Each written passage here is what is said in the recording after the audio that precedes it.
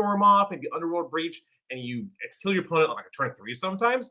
So that's what that casts lots of spells and Storm off. Meanwhile, Selesnya Heliod is a green-white creature deck. It's really more of a collected company deck. So, 30 or so creatures, you put a lot into play, and then with a combo flourish in terms of Heliod, Sun Crowned, and Walking Ballista, that's just infinite damage if you've got those cards in play. And Walking Ballista is at least a 2/2.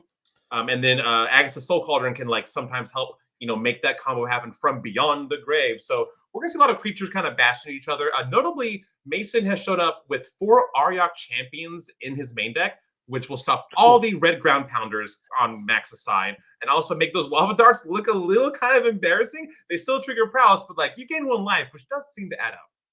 Oh yeah, the life going to matter a ton here in this matchup. Both players starting off with 1 mana creatures, Delighted Halfling for Mason Grode, and a Dragon Rage Channeler for Max McVety. Not really interested in starting off with tap lands like we see a lot of the fairer decks in Modern do. Both of these decks coming out the gate strong with 1 mana creatures, kind of a fixture of creature decks in the Modern format. So here comes another fetch land. Going to reach for potentially a 3 mana card on turn 2 is Mason. But like you mentioned, 4 copies of Auriok Champion, a card that is plenty of Modern chops. Used to be very good against decks like Jund and Death Shadow and things like that. Now in the main deck here, and I assume that's a huge nod to cards like Orcish Bowmasters, but it's going to look really good against the card Lava Dart, like you mentioned. We'll see if that's going to get involved here, assuming both players now kind of know what's going on. As Utopia Sprawl, a 4 of in this version of Selesnya Heliod, going to allow him to cast Auriok Champion right now. Yeah, you see that forward. Okay, cast it, and you look at Max. Max looks at it. He knows what it instantly is like. Okay, and that's rough to see. Auriok Champion is very known for living in the sideboards of any deck that plays creatures and has white mana available to it. Not often in the main deck do you see this. Yeah, 4 main deck's brutal. Yeah, so this card, Auriok Champion, is a 1/1 for 2 for a dub. So it protects from black and red, first off, and then it says whenever an opponent casts a red or black spell, you gain 1 life. So not only does it roadblock, whenever the creature enters battlefield, you gain 1 life. So not only does it roadblock what your opponent is doing in terms of attacking, you're just going to be gaining some life too, constantly. When they play a creature, this is not what you want to see. Both these decks have different goals. Mason's blue, green, white, Selesnya Heliod deck wants to. It says Selesnya Heliod in the name, but really just collect the company to mass value, and eventually you'll combo the 2 cards.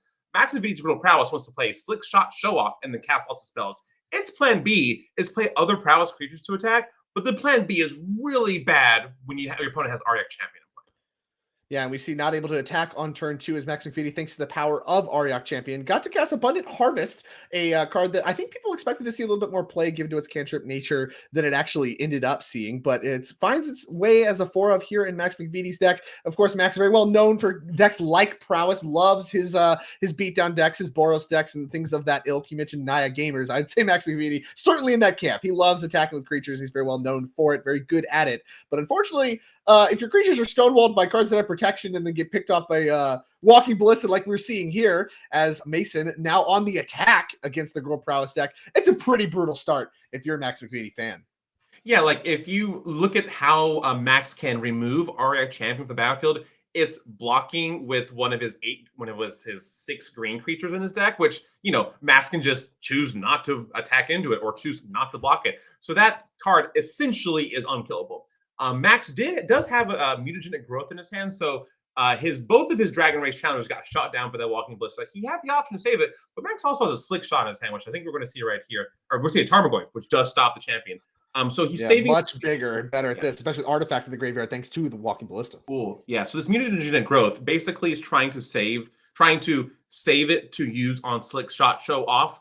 It essentially has double prowess, at least as far as power is concerned, to try to deal 13 damage or something out of nowhere.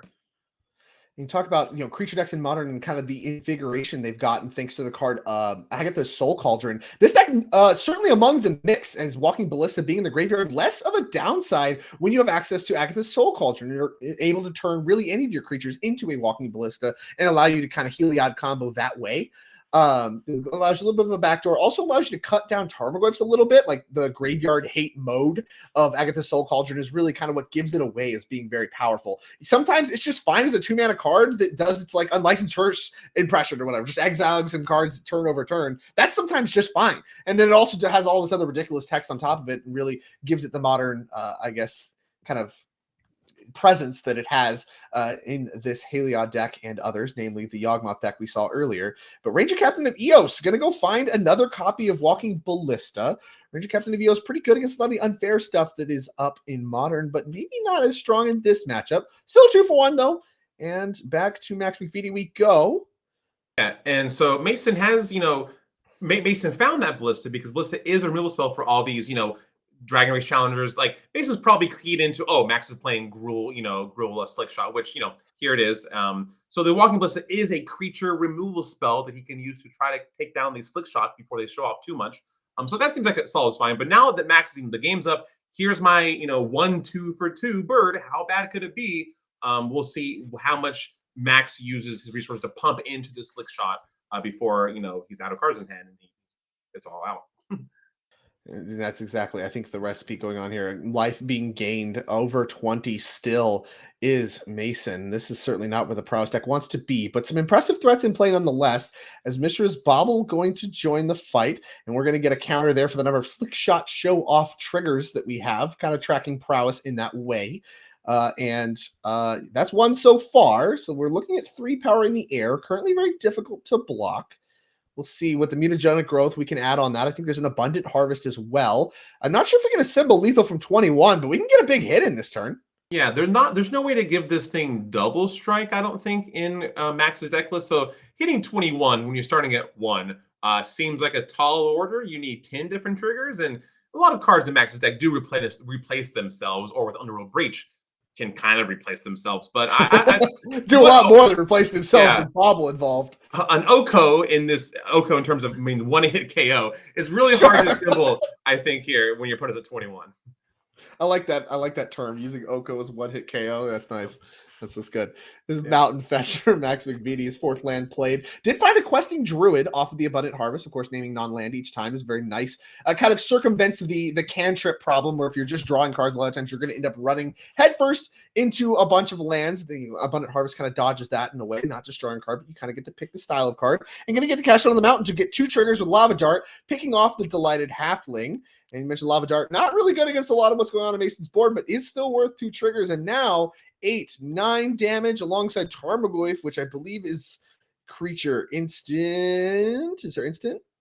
No, Lava Dart's gone. So creature, sorcery, artifact, land. I believe we're at 4 right now. Yep. So that's a 4-5 and then a 9-2. That's 13 damage. It's a lot. Yeah, that sounds about right for this deck. Mason did have the option to sack the captain to stop a second Lava Dart, but it's gonna happen eventually. So I like how Mason's playing this so far. Now he's figuring out, do I chump with this captain? Yeah, I think the sack is worse than just getting a chump to save some damage. Now, of course, we do have that little note paper that you see Max have there. That's his Bobble trigger. A lot of stuff has happened this turn. A lot of players maybe a little bit, I don't want to say embarrassed, but at least reserved when it comes to marking down their Bobble triggers and making sure that those are tracked. But in a deck like this, especially when you get Underworld Breach involved, you have to track how many Bobble triggers you have because you've sacked it so many times. Very, very good thing to do, to have little note papers like this in order to track that. And we are going to go ahead and chump with the Ranger Captain of Eos, little block sack action, no post-combat stuff like there would be any anyway. And a hit for 9. Going to take Mason from 21. Looks like he was sitting pretty, down to 12. Now suddenly looking scary and maybe incentivized to cash out on this Walking Ballista he grabbed last turn already. Yeah, it looks like he's going to be able to play that Ballista for 3 with 6 mana, because he is slightly flooded, I say, but that's okay. He tutored up an XX spell, just like he's doing. So he'll be able to get that for 3, which probably can take down the Slick Shot show off. Max has 1 card in his hand, so hopefully it's not a mutagenic growth. Well, I mean, didn't you say it was mutagenic growth? I thought it was. We see just as much as the folks at home. So I'm just trying to key in and see and hope for the best. We have a better screen. We have that bird's eye view, the direct injected. Kind of hard. Also, Magic cards, there's a lot of words on them, and they keep they're doing all this crazy art stuff. Anyways, I'm not going to get on the boomerang, whatever. But we're going to go for the show off right away, and that is going to get picked off. No mutagenic growth for that, which would have been really good there, actually. Go ahead and cover for it, but you could have actually picked it off with the extra point anyway in response, within Ballista's at least off the board. Whatever. Toronto left the leftovers. Good against RX Champion. Good against Ballista. Ooh. And now we're going to Seek the Beast, which finds 2 spells. Wow. Yeah, Seek the Beast is exactly what you would need to. This is certainly an aggro combo deck, but it doesn't have a lot in terms of card advantage. You're not playing that game. You're playing the kill you with all my spells game. But Seek the Beast is like, I think, the only way to actually sort of recuperate. You draw 2 cards essentially with this card in play, and when you play it, then it kind of becomes a Tarmogoyf impression. It's 1G for like a small creature that turn 3 or turn 4. It becomes like a 4/4 5/5. Like it's not nothing. It's quite good actually. Throne of Eldraine doing a great impression of the previous Eldraine and just having cards chock full of card advantage, and adventure cards will do that for you in space. Comparing Questing Druid to Tarmogoyf instead of Quarian Dryad is really honestly Quarian Dryad erasure, and I'm not here for it. No, Tarmogoyf is on the battlefield. You see, Drake. Okay, fine. That was where I We was can grade going on a curve, but just the relevant ones. The relevant ones. That's toxic. Yeah, Abundant Harvest is gonna find a Mishra's Bauble. But we have another Questing Druid in hand. So we have Questing Druid on an adventure, of course, seeking the beast, and then we have another Questing Druid in hand alongside the Mishra's Bauble and a Monastery Swiftspear. We can choose to play this turn if we want. It looks like right now we're thinking about not playing it, hoping maybe we can get a chump or something. Because if you play it right now, you just gets to gain a life, and then you still can't attack because you're running head first into the Ariak champion. But if some blocks happen with the Tarmogoyf, maybe we can play it post combat, and that's something we want to do. Not clear exactly how we're going to sequence this. This Tarmogoyf represents a 3-turn clock. It does. I mean, Mason has creatures to hang out. This Walking Ballista probably is going to take out the maybe the Swift Spear on his turn. I don't know. I mean, that's the floor, right? It's just pump it up to 2, take out the Swift Spear if that's the direction you want to go. You may not even want to do that right now. You might be able to even just wait a little bit because the champion does just stonewall this Monastery Swift Spear so well. Ooh. Maybe you want to try to set up something in that way, but certainly flooded is Mason. And at this point, like you mentioned maybe flooding out a little bit. He definitely doesn't want, 6 lands in play, including Sprawl. 7 total, 7th mana source for sure. And it was a Timberguard, not even a Lush Portico, which there are none in Mason's deck, which is like a fetch land? What is this? Like, this is terrible. Why do I put these in my deck? Just make it all basics and surveil land. So, Mason's like, well, at least I have a Walking 4x Sun Petal Grove. I don't know. Just figure it out. Yeah. Razorverge Thicket, where are you? We talked to me. Yeah.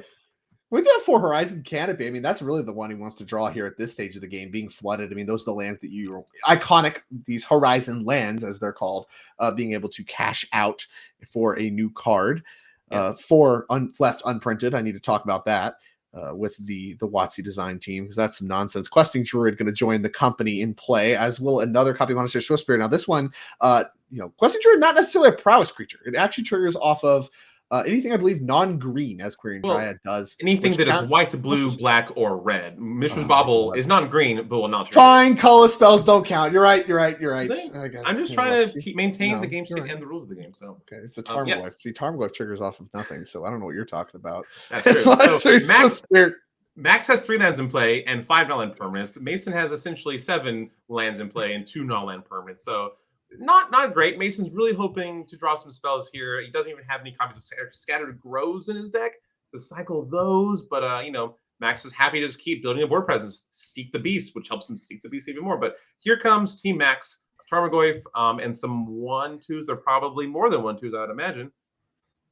Yeah, well, I think they're 1/2s right now. I think we've only played Swiftspear and Questing Druid, which interestingly, Mason didn't reach for the Ballista to pick off the Druid in response, potentially playing around an instant speed trick of some kind. But now the Swiftspears get to go to work. They get to start attacking because one's going to get stonewalled by the Ariak champion, but it's not like it's going to just get eaten. It's a 1/2 versus a 1/1, and that pushes an extra point with Monastery Swiftspear. And if we got some tricks in combat, maybe it's even more. And I think we do see mutagenic growth. That's a trick in combat that will grow the Tarmogoyf a point and can grow the Swiftspear a point as well. Is that lethal? 5, 6, 7 plus 2 is 9. That's not 11.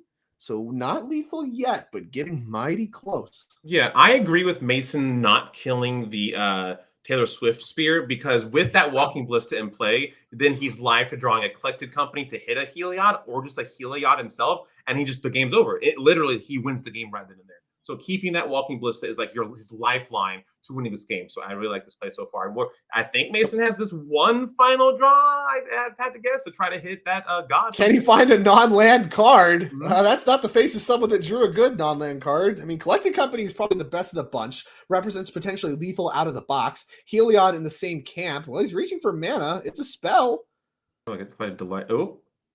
Oh, it's Heliod. Heliod! It's Heliod! Oh, look at Max react to it. Oh my So goodness. now he's And got to that- think about, like, lightning. Like, oh my gosh. I mean, what do you get by waiting? You can gain life with Ariok champion, maybe. I mean, I think you just have to go for this now. I mean, Yeah. this is just lethal heads up, right? If we get to give it lifelink, we can even do it again in response if there's some kind of trick. Yeah, I'm trying to think about what kind of Mason's played this deck as he took 8, 7, and 1 at this tournament. He knows what he's doing.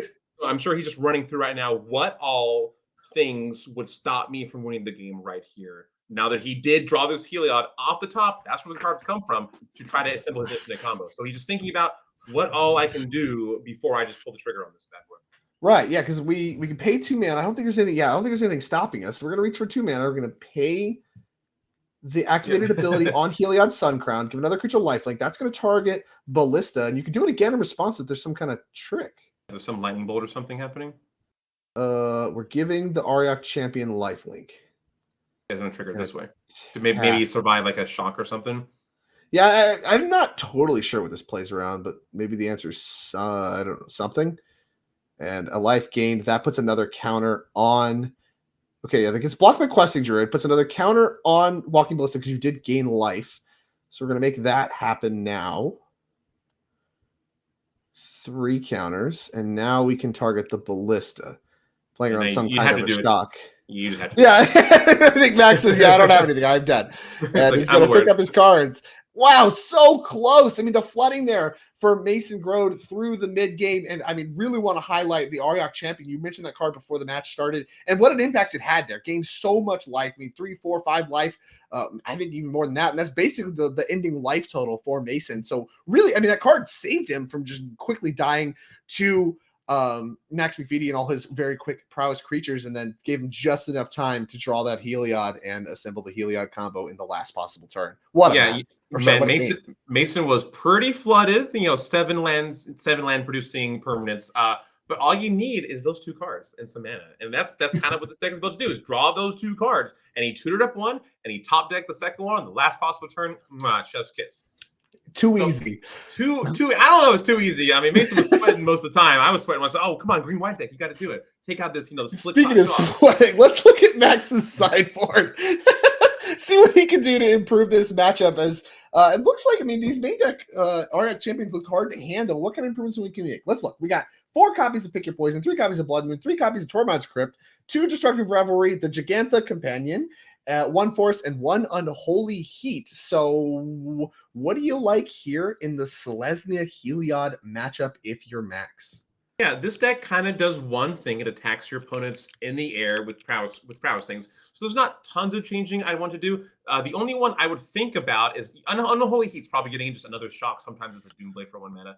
But Pick Your Poison does make opponents sacrifice enchantments. It is a sorcery. Sometimes you don't play Heliod until the turn you activate it, but Pick the Poison is the only way to kill that Heliod. And maybe, Mason has some creatures with flying in his deck. He's just playing green and white creatures. There could be. So I can see bringing some Pick Your Poisons. But turns out green-white creatures with Heliod isn't really a target that people have to sideboard for. So most of these cards I do not expect to bring in.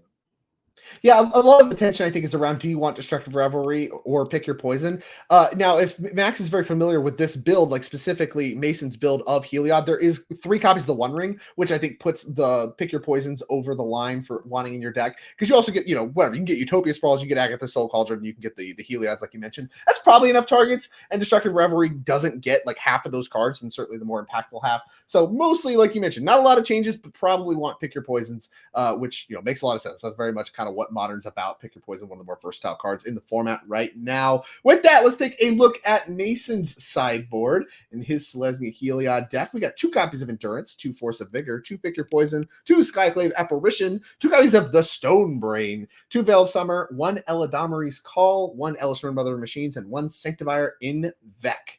What are we doing here against Grode Prowess? Yeah, well, I would want to grab these endurances so hard. You're attacking with, X2s or X3s. It doesn't matter how big the power is, but you just want endurances. Like, as a creature, they can interact. And by the time, the green-white deck is certainly the control deck in this matchup. The red-green deck wants to kill you on turn 3, which is like a flurry of spells. The green-white deck is like, how about we slow our roll and just play some creatures and then combo you out on like turn 5 or something. So I definitely want these endurances so badly. Pick Your Poison also, it turns out, it kills flyers. That's the name of the deck, Slick Shot Show Off. So, like, I probably want those too. Skycave Apparition, if you want more removal, that also kills every threat in Max's deck. If you want some Veil of Summers, that's actually on this matchup for this. The final card I would think about is Sanctifier Invec.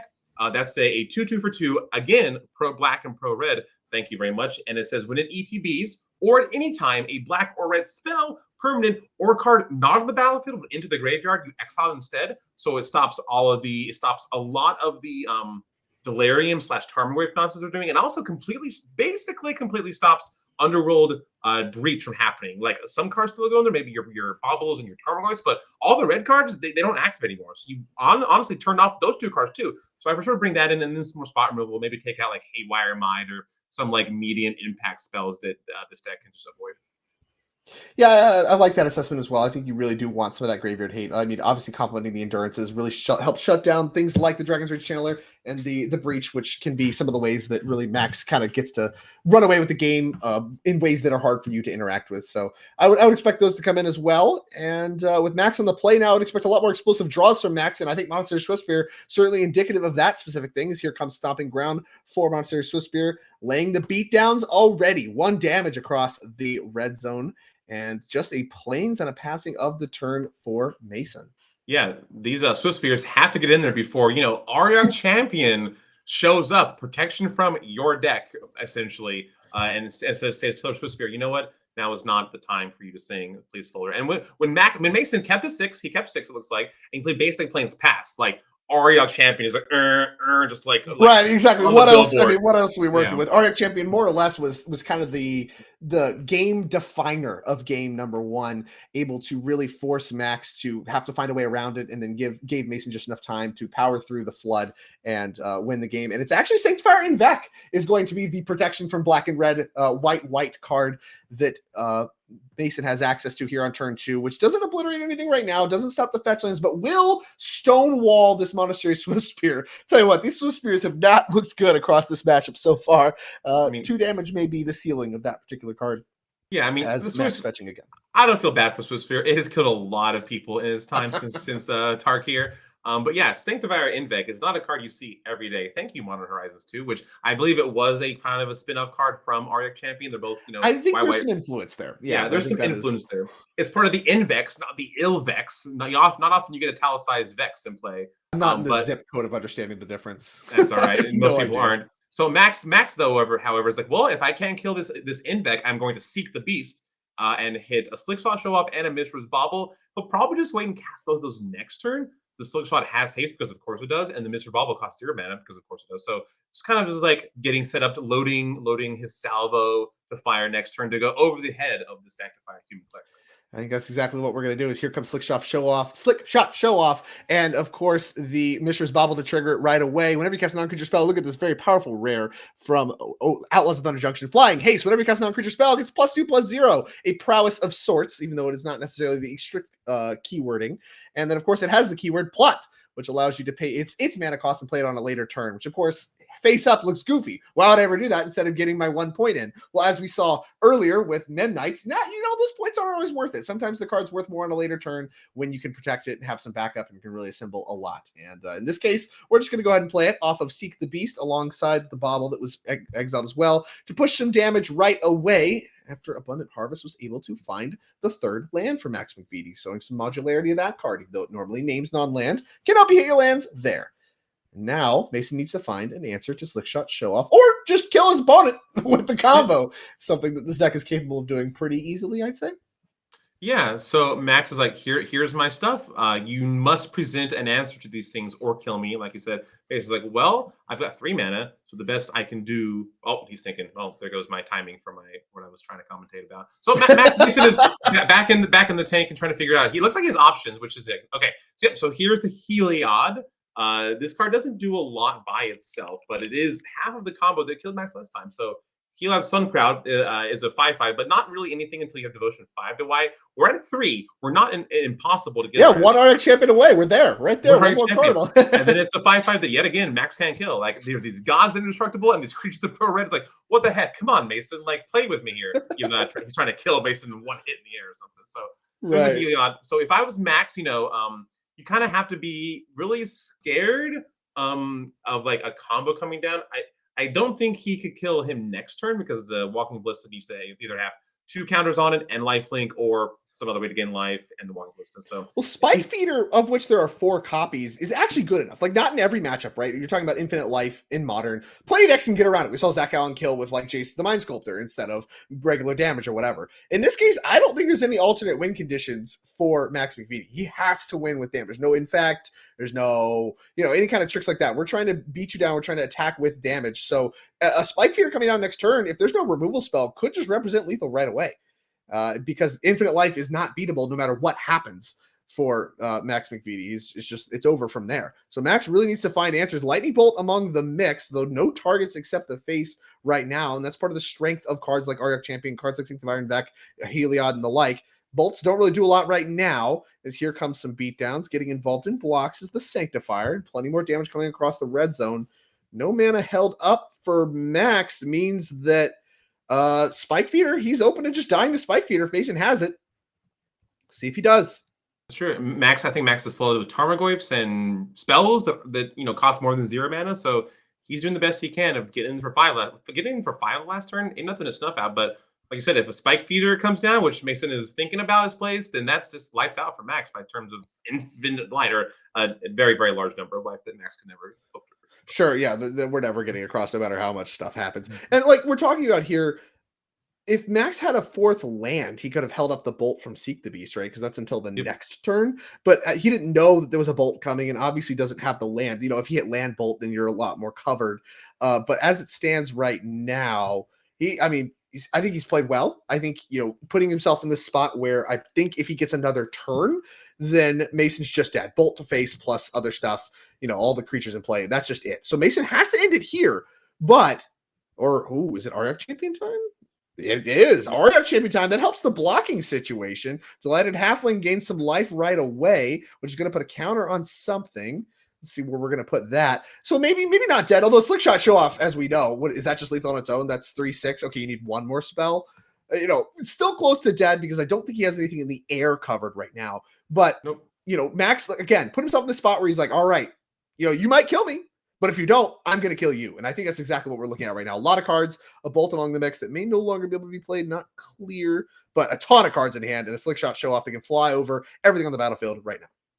Yeah, I don't quite know if Max can assemble the damage. So that Heliod, though, stayed on defense in case maybe there's like another Swift Spear that comes down. You have 3 indestructible or protection from red cards. So like I like keeping that back on D. And yeah, Max is like, I'm just going to play my creatures and hope you don't kill me. So it's up to Max. No sense getting punked out by a bunch of haste creatures followed up by 1 spell or something. You're not winning this game with damage. Like trying to attack with Heliod is not your game plan. You are winning with infinite life in some capacity, and you have a lot of ways to assemble that. Don't get punked out is very much a solid place to be if you're Mason.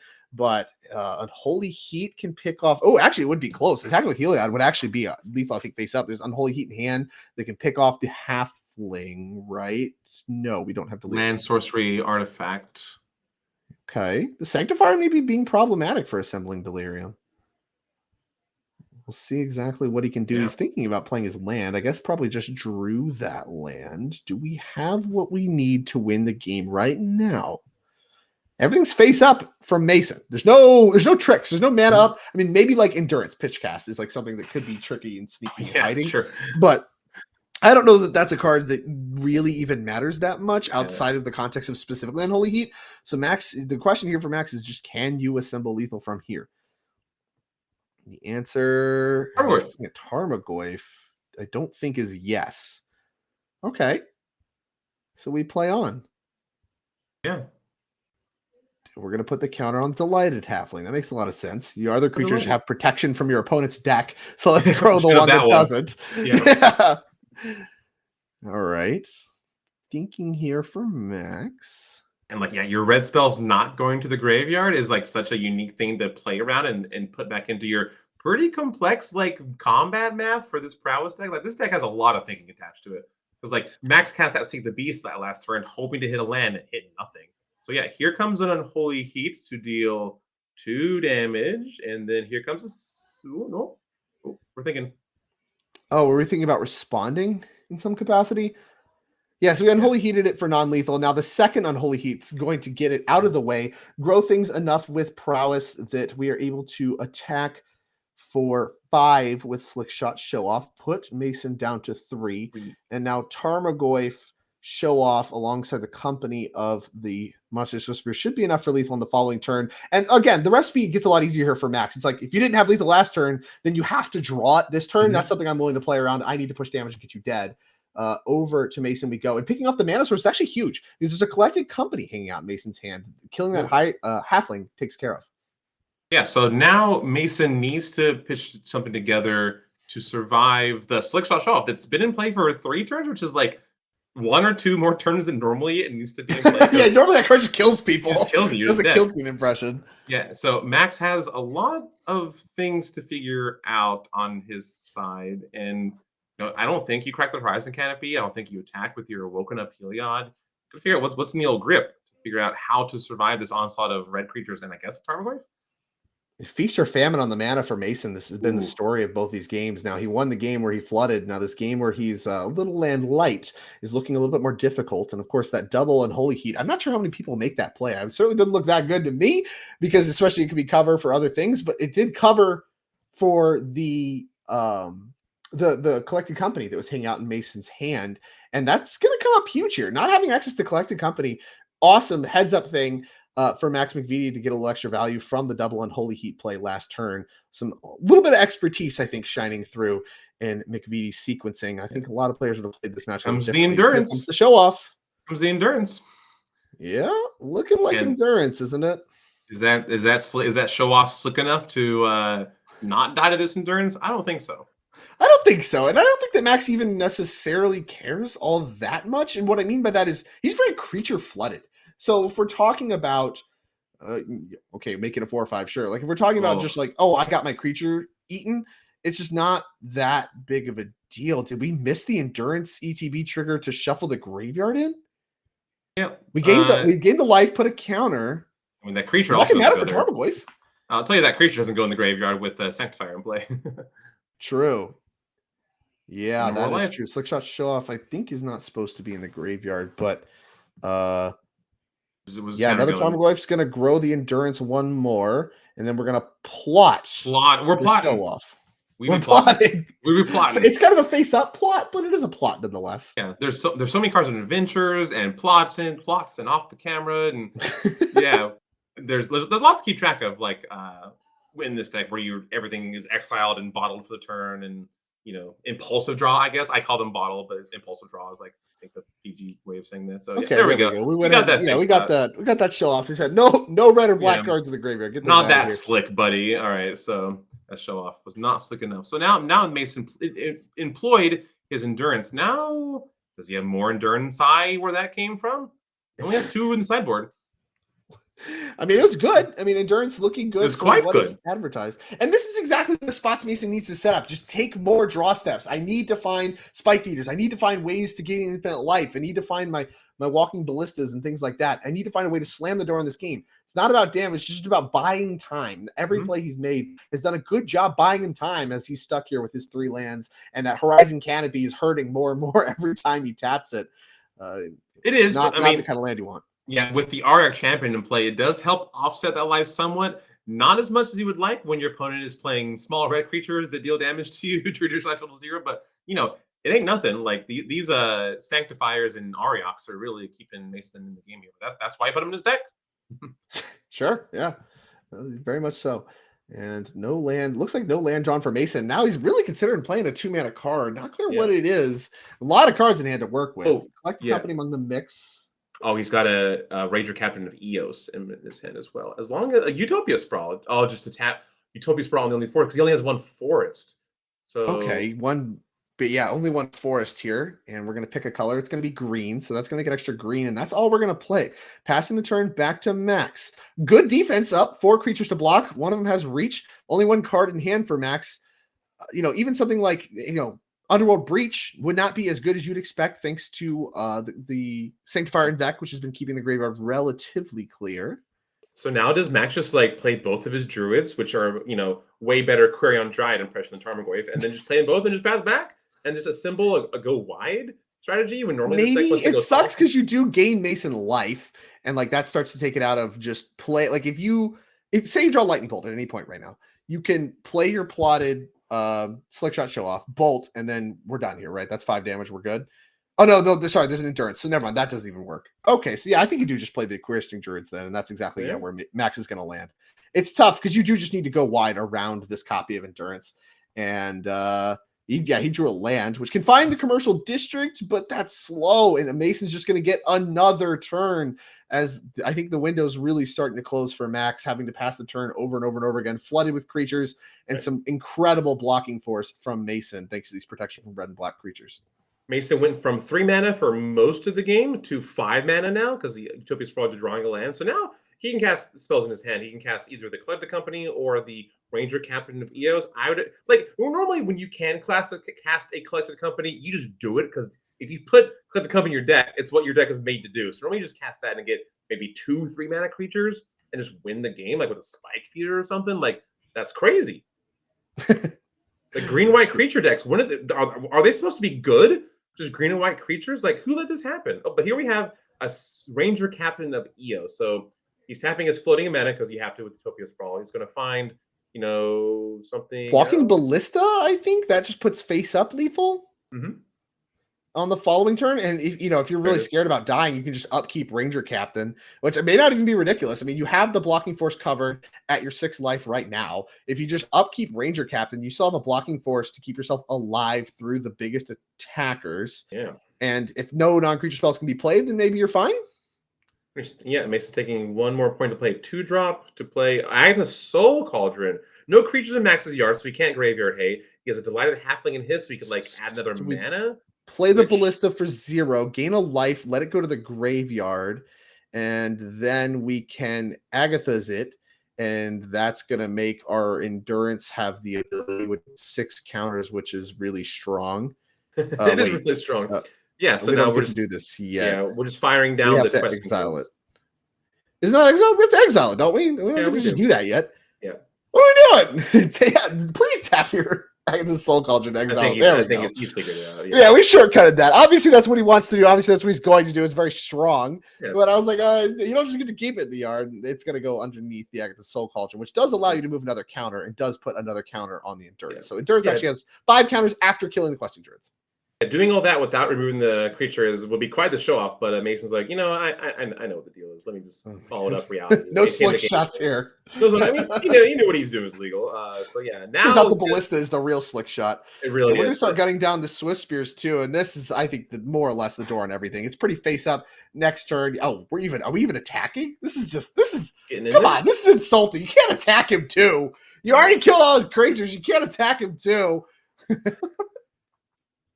Yeah, creature. Now they're talking about does the split card should also not be in the graveyard because it is both cards anywhere not on the stack, right? Or am I wrong? That's incorrect. I believe it is Questing Druid anywhere not on the stack. I've been wrong once in a lifetime. So yeah, it's not the most intuitive thing because it works differently than every other split card looking thing, which I have my own gripes about, but it is what it is.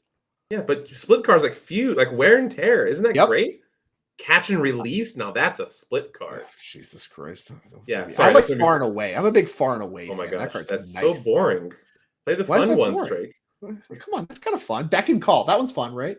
Yeah, I'll meet you in the middle there. Max is going to surveil with the aforementioned Commercial District. You know what? You just got it, Mason. Yeah, he drew Show Off. That's not going to be good enough. No spells to get things done. And Mason's going to win this one convincingly. 2-0 was flooded in one game. Mana locked really in the second game and really was able to pull both out thanks to the power of the Ariok Champion, Sanctifier, and Vec. These white protection from red cards. I mean, loaded up on them this weekend. And maybe going to be getting a top 8 performance as a result. Could be. Impressive performance. Yeah, there's some math magic in the background, but you want to win all the games you can. So Mason won his match, and I was like, well, we'll see if he makes it in. But yeah, if you want to beat a deck that has red creature, just play white creatures to save protection from red, and it'll do you very well.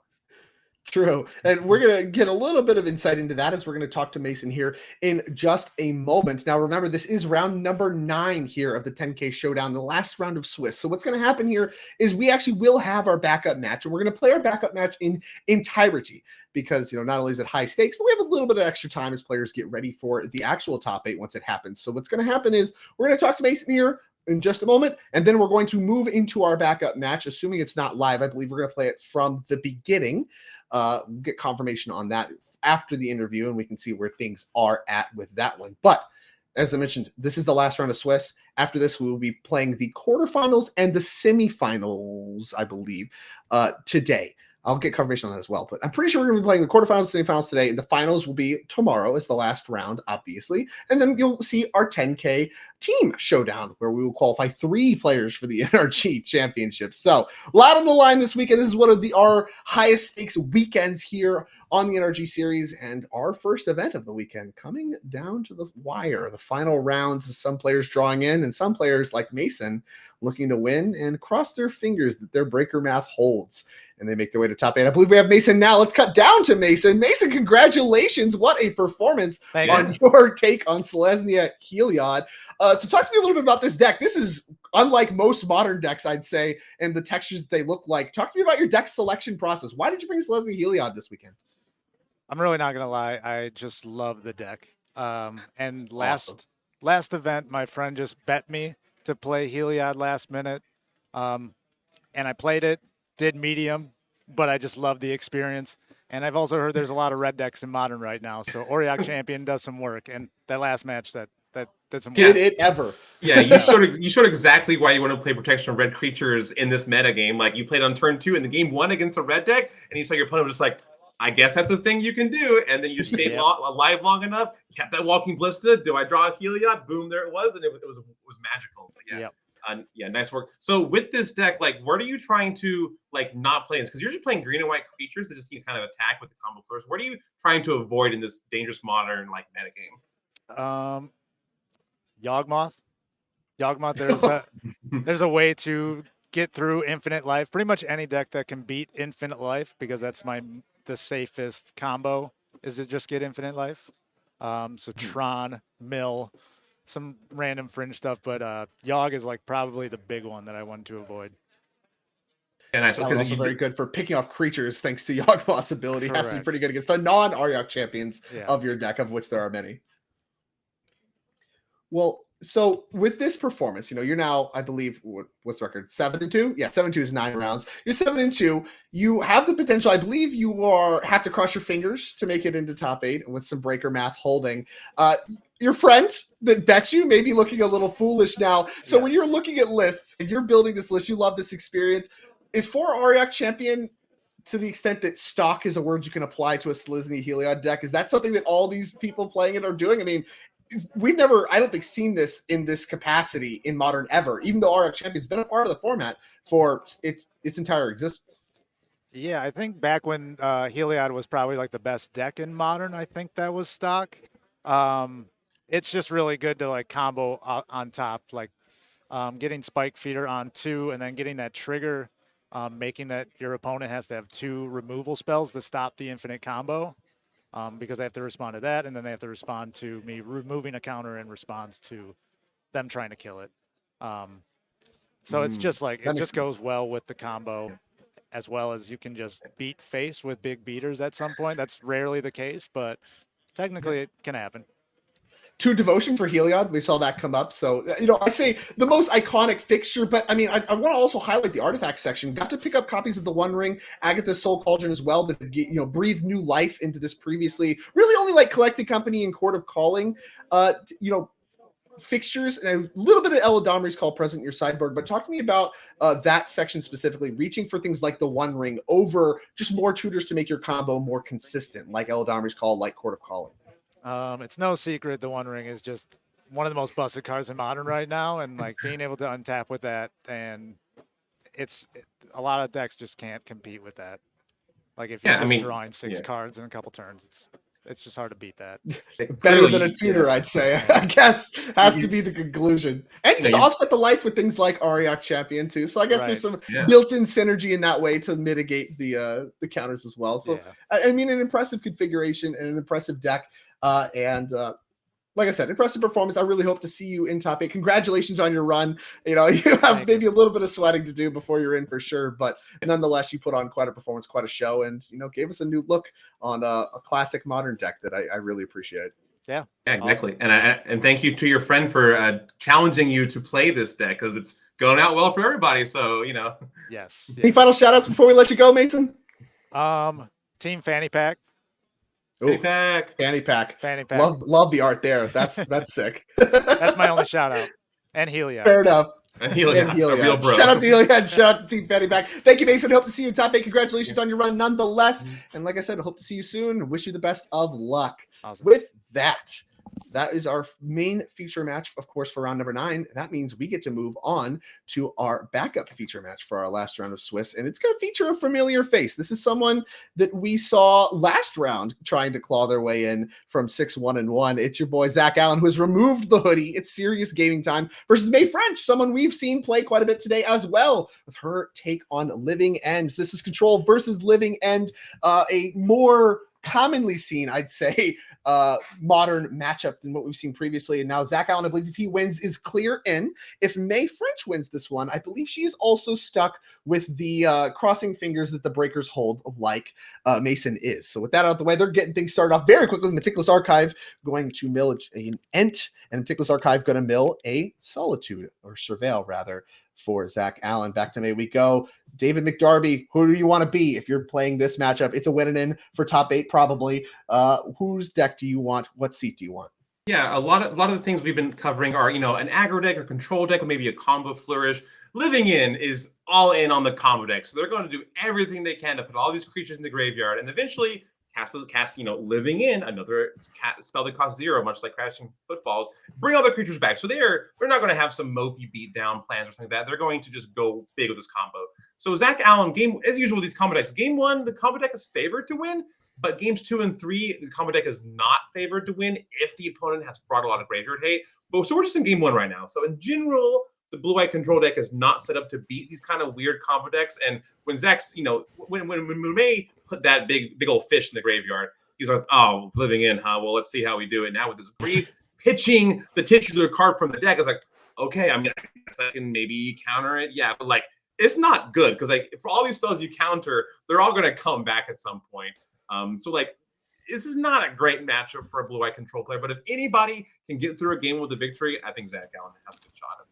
Have to agree with you, and has one of his better tools in the matchup in hand already as well, in the form of Teferi Time Raveler, one of the cards that can shut off the Cascade abilities just heads up, and kind of one of the better hate pieces, I guess, for the deck. Very likely knew the matchup. Both of these players at this point in time kind of faces people that are known to the NRG series and the players on it. So there's a good chance he's aware of the strength of Teferi Time Raveler in this matchup prior to playing it out. As May, actually, the Living deck, this is where you're going to feel the Violent Outburst nerf the hardest, right? Because you no longer can really do this instant speed cascade thing that allows you to really fight with your own force negations over the top of the counter magic from the control deck. So, traditionally, like you said, the cascade decks like Living In and Rhinos can really get underneath these control decks with these free spells like Force Negation and just doing things in instant speed with Violent Outburst. Not available in Modern anymore. And so that's going to change the texture of this matchup a little bit. I think you're right that May is still very likely pretty favored in this matchup, but if Zach can resolve that copy of Fairy Time Raveler with some counter magic up, that might just be lights out right there. Yeah, that could be lights out. Another thing that's lights out is Narset, Part of the Veils with Days Undoing. Because Days Undoing does shuffle your graveyard back into your library. So that is super duper lights out. Because then May wouldn't have a hand either. But, without these very specific things, May is going to be, cycling through her deck, getting the Cascade spells. Unfortunately, they are sorcery speed. Art and Play does what it can, but it's no Violent Outburst. And then eventually just try to overrun the blue-white player. I think if May is able to force negation any Teferis, that's the main way she can lose with Teferi. So just keeping this force negation Teferi, bada bing, bada boom, Living In, and here we are. Bob's your uncle game 2. So so easy.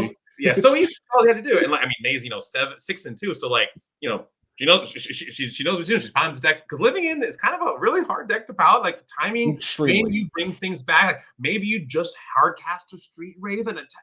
Like there's so many decisions you can do in this combo deck. So like I'm excited to see how this goes. And there goes Force Negation in the graveyard from the Surveil. So if I was Zach and I saw that, I'd be horrified.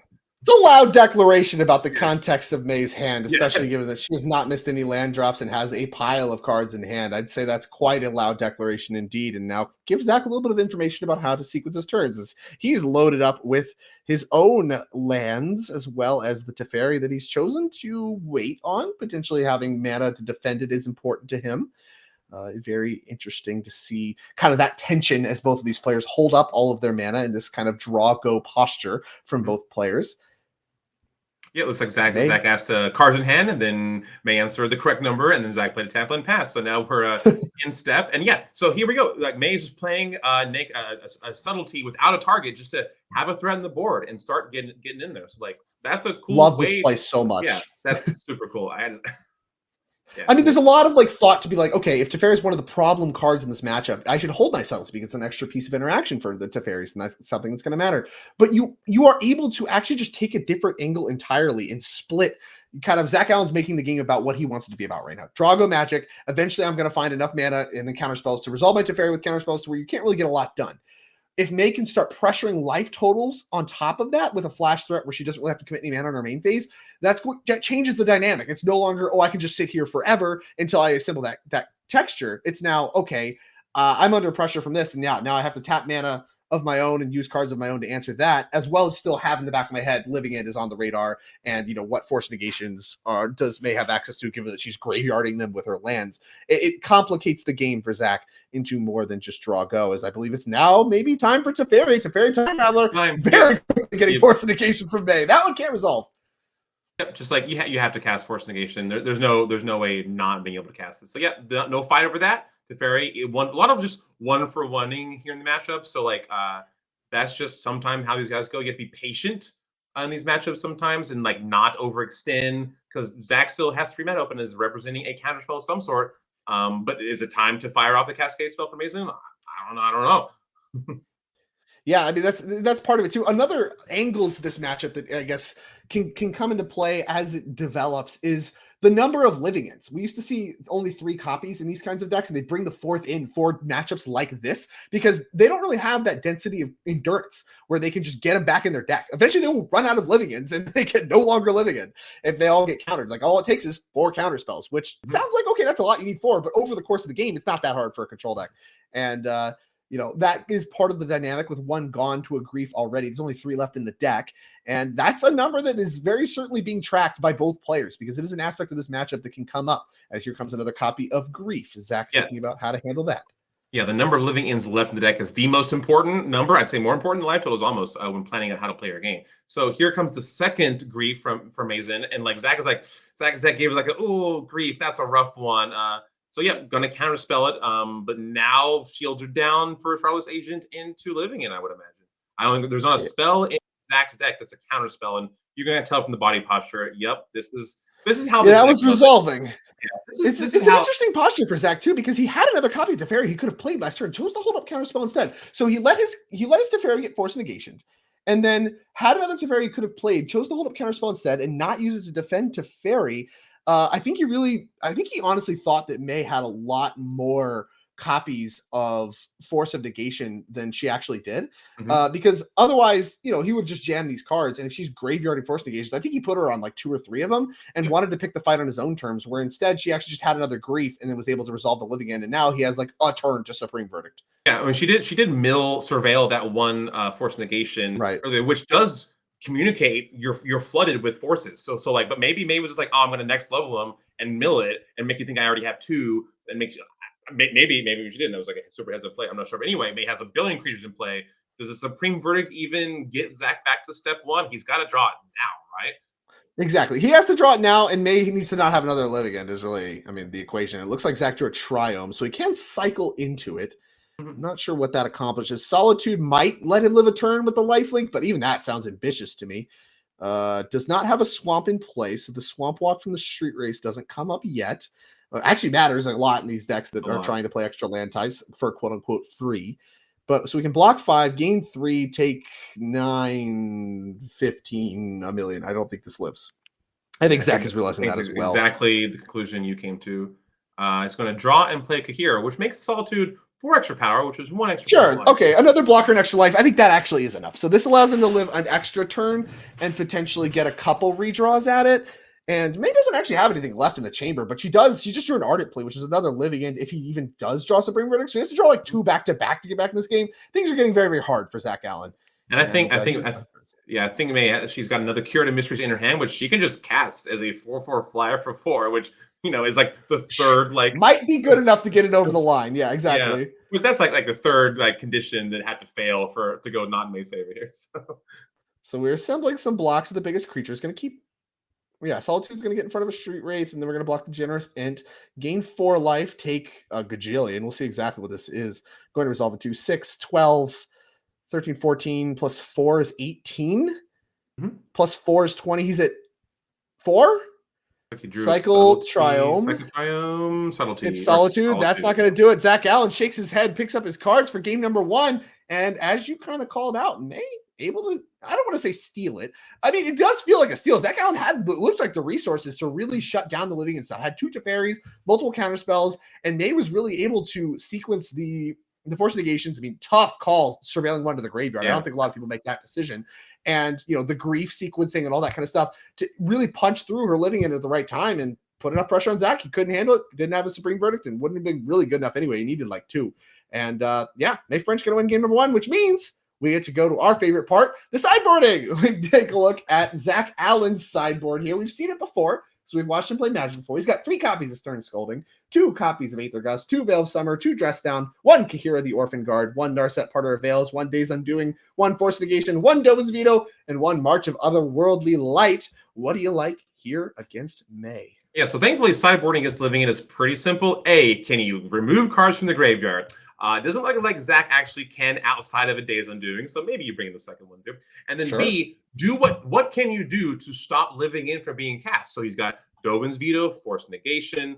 That's about it. So you bring in those cards, you bring in those 2 counter spells, maybe the Day's Undoing, and then you take out the cards that aren't good, like the cards that kill small creatures. Like, they don't do anything. Like Prismatic Ending, you got to work really hard with Prismatic Ending to kill a threat. And then what are you doing? You're tapping out for 4 mana to kill a Curator or something. That's not going to take you anywhere soon. So just boarding the counter spells. There's no graveyard hate in Zach's deck, which not every deck. You can't have, 4 Blood Moons, 4 Tormod's Crypts, 4 Lightning Bolts, and then 4 counter spells. You can't have that for every deck ever made. So it looks like Zach just didn't come with a lot of graveyard hate, but Living In isn't like a super duper popular deck nowadays.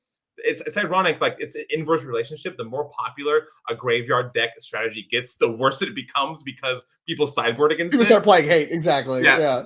So May is chosen, I think, a great time to play Living In. I brought a couple board in those cards and take out some smaller middle spells.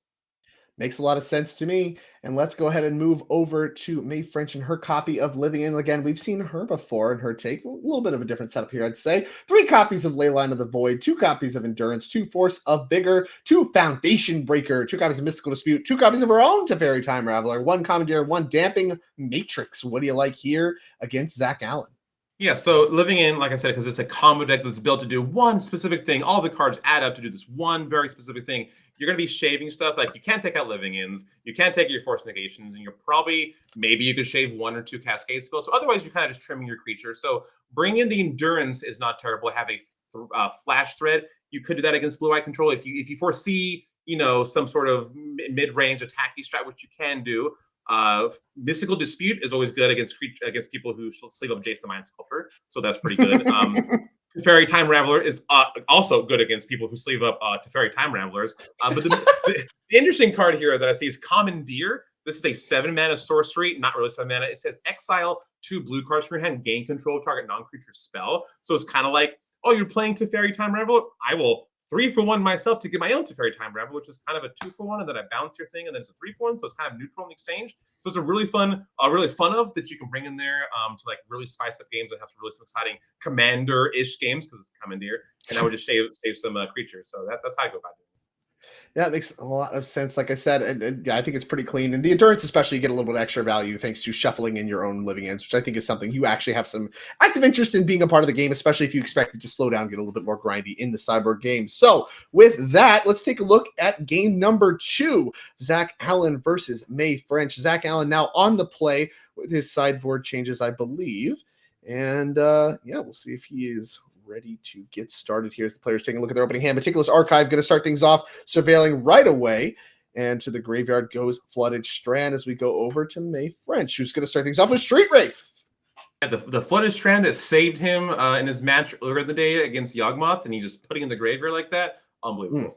Unfair, I'd say, as Misty yeah. Rainforest deployed by May. Over to Zach Allen we go. Going to be able to get Counterspell up right away with Windswept Heath and just passing of the turn. Kind of beginning to posture, making sure we hit the land drops is the name of the game right now. A lot of draw go like we saw in game 1. I expect to continue to be the pacing in game number 2. Not that many hate cards outside of Teferi Time Raveler himself that really get involved here. Yeah, turn 2 on the play against Living In is like your time to like sneak in a thing and then keep shields up, because Living In only costs 3 mana.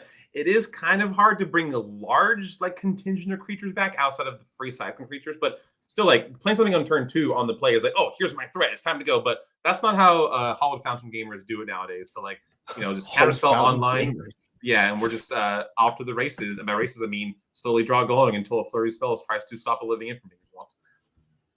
And that's, I mean, like you said, that's what we're doing. Meticulous Archive gets a little bit extra value. Being able to put creatures in the bin is, you know, if you're going to cycle a creature anyway, you get to save the mana by just putting it in the bin off the Surveil, as we are going to do that with Architects of Will. And then Sunken Ruins the follow-up. This is the black land. Usually you see one of a black land of some kind, Urborg or Sunken Ruins. I've seen it go both ways to allow you to cast your griefs in games that go long.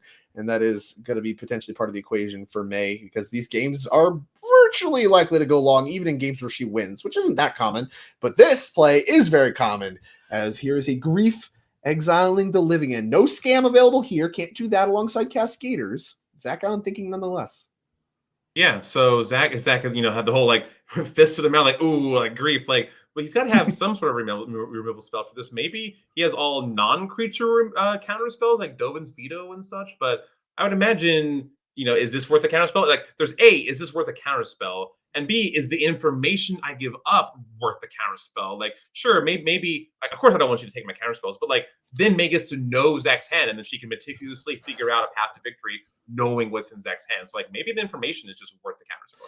I think it is. And I think that's where Zach has landed as well, because when you let the Living In player know what's going on, like, it's very likely that this Grief maybe just takes a counterspell anyway. But as soon as you let the Living In player know what's up, they can begin to concoct the jukes and jives needed to punch through a Living In around what you have access to. Because that, you know, your opening hand is very much defining what your plan is for the game. You know, as soon as she gets access to that, she can start to build up the way that the cards are going to line up to counter that or work through it or whatever. So, you know, even if this Grief's going to do it anyway, it costs you a little bit of life to counter it. I think it's likely worth doing anyways. Here comes the jam Teferi Time Raveler.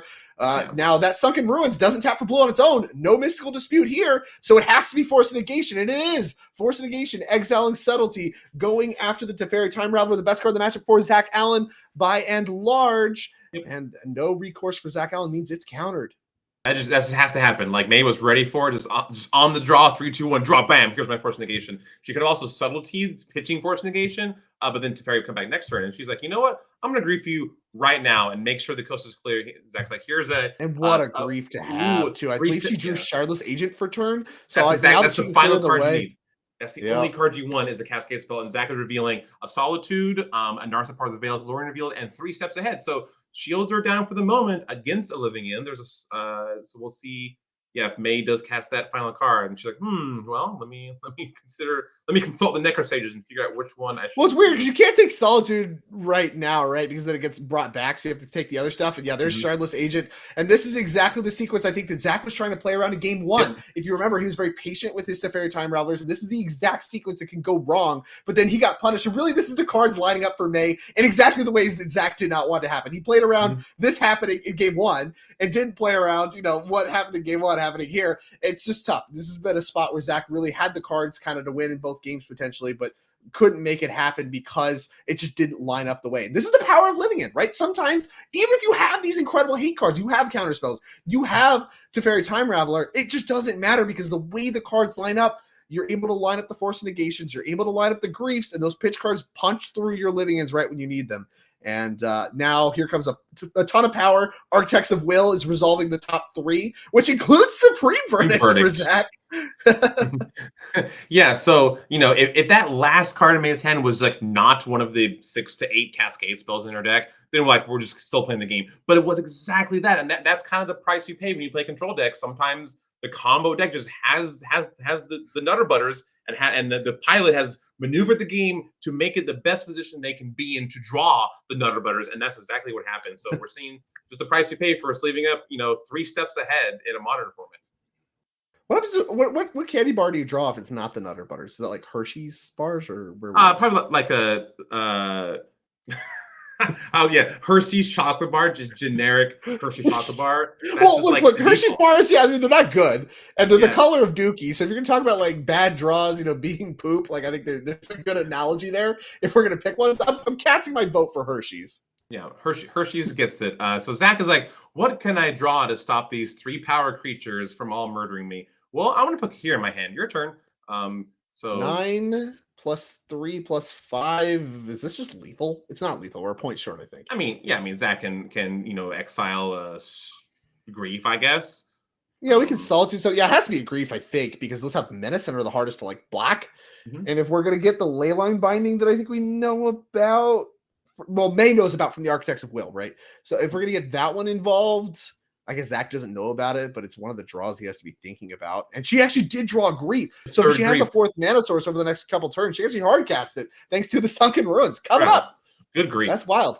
Don't see that come up much. Yeah, good Grief indeed. These have all been good Griefs. I would argue every Grief May has cast has been a good Grief. Yeah, we see all these Griefs against these blue-white control players, like on turns you need them, never like when you don't need them when they're hellbent or something against like an artifact deck like robots or something. But yeah, Grief is a powerful card. Its brother sadly got the axe a little ways ago, but Grief for now, Fury Grief for now though is living large. As Joseph Bernal said in his interview earlier, I can't believe they let people play with Fury in this deck. Yeah, I mean, also Grief, I would say Grief is an interesting card, especially when you surveil them with the land and then you cast a spell to bring them all back. Wow, what a deck. Yeah, I was like, don't call it an interesting card. They're going to drag you, dude. They're going to drag you. So the Solitude, it takes so cool. I get Mind Twisted on turn 1. Yay. Yeah, that's all right. It's modern. It's so fun. People have been casting Blazing Shoal tacky with Inkmoth Nexus when Modern came out. There are more unfair things you can do. Happening. They banned that. Yeah, well, there's always going to be a new Grief for Inkmoth as time goes on, like Modern Horizons 3. So Zach exiled. Why is Inkmoth catching strays? How's this happening? I love Inkmoth Nexus. Blazing Shoal did. And yeah, Zach Allen drew a card that May knew about. It's not going to be good enough. May knew that, and that means that May French can advance to 7-2. Zach Allen valiantly fought back to 6-1-1, and unfortunately not going to make it to 7-1-1, which would have locked him for top 8. May now gets to potentially be in the top 8. We're going to get a look at the bracket here in just a moment, but first we're going to talk about what these players are playing for before we move into the top 8. So let's take a quick look at that. This is, remember, a showdown. This is a 10K showdown, Modern 10K showdown. There will be one of these events every single weekend in season 2. So if you like what you see here on this price slide, you should make it out to season 2. But here we go. They're playing for $2,400. Of course, the trophy, the Inkland Customs token, which you will see momentarily, 30 points, an invite to the NRG Championship, and an invite to the Regional Championship. That sounds like a lot. It's because it is. You get quite a bit for winning a showdown here on the NRG series. Now, second place still gets plenty for their time, $1,200, invite to the RC, 25 points for their trouble as well, but none of the trophy glory and invite action to the NRG series. Falls off from there. You get $800 and 20 points for third and fourth. Fifth through eighth, of course, still gets $400 and 15 points, so quite a good payoff there. And then, of course, it pays all the way down through the top 32, who still get points and money for their trouble, and everyone that plays gets some share of the NRG series points as well. So if you're looking to make it onto the leaderboard, then you don't even have to finish well to get a few points and start working your way, inching your way up. Of course, those like medium finishes can add up as well, but a ton of money. Remember, it's a 10K event. There's 10K being given out Lots of prizes here. Now let's take a quick look at the tokens that you can win if you win a showdown, which of course the winner of this event here will get one of their own. They look here by Inkland Customs. All showdown winners receive a custom token from Inkland Customs. She does incredible work. I'm very, very happy with the work I've seen from her. I've gotten the opportunity and privilege to work with her in the past. Been very impressed. And there you can see the team showdown token and what that looks like from Connor Lele, Theo Jung, and Max Komanowski from 2022. And they're smiling with their trophies and invites and tokens and all the things that they won. That could be you if you make it out to our events. Yeah, that could be playing in a team tournament, like with your mates, like playing all the different formats. Pick your format, and then you win, and you get a trophy, and you get a token of yourself and your friends, like that you can play in every match at the Gathering game you want for the rest of your life. It's just like some of the best play. Oh, and you're playing for $10,000, like that's pretty good too. So like, there's so many awesome reasons to like play like in the Nerd Rage Gaming Championship Series. Speaking of, let's take a quick look at the leaderboard. We mentioned all the reasons you should play and, certainly play multiple of the events. I want to talk really quickly about Dominic Harvey, who now has skyrocketed to number 1 on our leaderboard, having won both events last weekend or not last weekend, the last event. Just skyrocketed, not just to being qualified, but to being number 1 on our leaderboard. Got like 60 points for his trouble, 2 trophies, the token, all the things we just talked about. And of course, there's plenty of other updates that happened in the meantime, plenty of mainstays of our series here. And, May French, number 19 on our leaderboard, we just watched her win and maybe punch her ticket to top 8. I would expect to see her climbing up, but a lot of the key players here on the leaderboard did not show up or did not have good events. So I would expect a lot of churn on this leaderboard. It's not too late. If those of you at home watching want to get involved, you could do what Dominic Harvey did. Win back-to-back events. Find yourself at number 1 on the leaderboard. It's never too late until it is. Make your way out to events. All you have to do is put one copy of Roxanne's Starfall Savant in your deck, and then play very well every other match you do for the weekend, and then you too can get 60 points out of nowhere and be like Dom. So who doesn't want to be like Dom? Be like Dom and qualify. Let's have a look at our qualified players really quickly, because something I really want to highlight here with this weekend is we are doubling the number of players that are qualified this weekend. We have a winner from the showdown you're watching now, as well as all 3 winners from the team showdown that's going to happen tomorrow are going to find their way at the end of the year championship to join Steven Dykman, Matthew Hoey, Sean Gallagher, and Dom Harvey, who's our Minneapolis modern qualification. And you see all of those showdown qualifications, as well as our reigning champion, Steven Dykman, going to be qualified as well. So that has walked you through everything we have going on the NRG series and what's on the line for these players as we begin to look at top 8. Now, top 8 is going to be settling down very soon. We're going to have a bracket for you to talk about, as well as our first matches in the quarterfinals very shortly. But before that, we're going to take a very quick break, and then we will be back with bracket and games very, very soon. Do not go anywhere.